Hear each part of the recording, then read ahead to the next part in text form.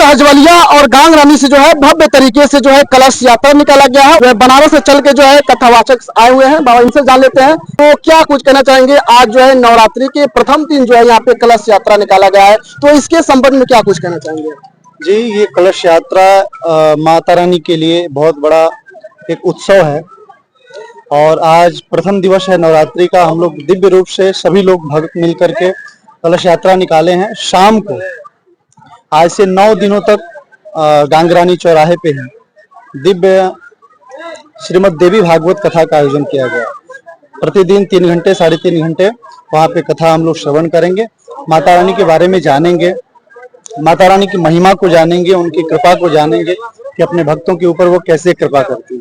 यही इतना बड़ा जन सैलाब हम लोग लेकर के आए। यानी कि 9 दिन तक जो है ये कथा जो चलता रहेगा और 9 दिन तक ले जो है ये कन्याओं का जो है श्रद्धालु भक्तों का जो है वहाँ जमावड़ा लगा रहेगा। बिल्कुल बिल्कुल, माता रानी की कथा सुनने के लिए ऐसे भी 2 वर्षों से लगातार ये कार्यक्रम हो रहा है। एक वर्ष प्रथम वर्ष पहली बार हम राम कथा सुनाने के लिए वहाँ आए थे, दूसरी बार श्रीमद् भागवत की कथा हुई और ये तीसरा साल है, तीसरा बार ये श्रीमद् देवी भागवत कथा का आयोजन। तो मूल रूप से कथा का आयोजन इसलिए होता है कि यहाँ के युवाओं का एक बहुत बड़ा लक्ष्य भी है कि जो आजकल के युवा जो हैं नवरात्रि के उत्सव पे मनोरंजन का साधन बना करके ऑर्केस्ट्रा इत्यादि का आयोजन करते हैं, तो उन युवाओं के लिए भी एक संकेत है, इस समाज के लिए भी संकेत है कि कथा से समाज में संस्कार उत्पन्न होता है, संस्कार मिलता है।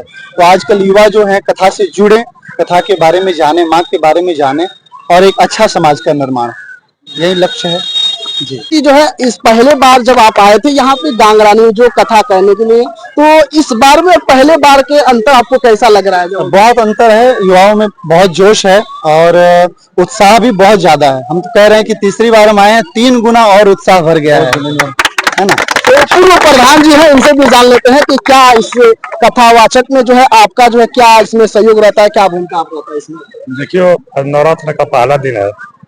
आज इतना धूप होने के बावजूद भी मेरी माताएं बहनें सकुशल एकदम संपन्न यहाँ चली आई, पहुंच गई हैं। कोई किसी को कोई परेशानी नहीं हुआ। माता जी की श्रद्धा है, इतना भीड़ जनसल्लाब लगातार तीसरे साल है, 3 साल से लगातार पूरे लोगों के सहयोग से होता रहा। जितना सहयोग होता है सब लोग बढ़ चढ़ के हिस्सा इसमें लेते हैं। इस कलश में कितने कन्याएं जो है प्रतिभाग ली है इसमें। लगभग इसमें कम से कम 1000 कन्याएं इसमें प्रतिभाग लिया। 1000 कलश यात्रा में 1000 तक। हाँ, 1000 तक। यानी कि तीसरे साल इस बार है। तीसरा साल है। अब पहला साल हुआ, दूसरा इस बार दोनों साल का अपेक्षा बढ़ चढ़ के हिस्सा।